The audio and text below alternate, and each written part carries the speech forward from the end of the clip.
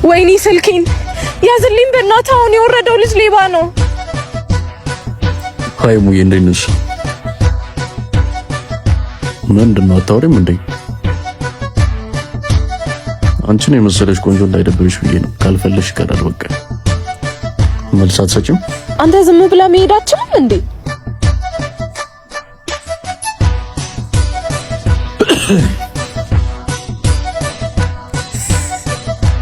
ለማንኛውም ዳግም ባላለሁ ወራጅ አባ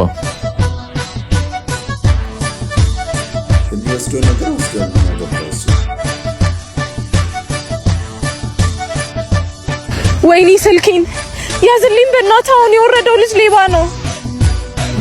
ስልኬን ይዞት ወረደው። አሁን የወረደው ልጅ ያዝለት። እሷም ፈልጌ መስሏት ትላታለች እንዴ? መጀመሪያውኑ በስራ ብታወሩ ይሻልሽ ነበር። እኔ ወሲመቻችሁ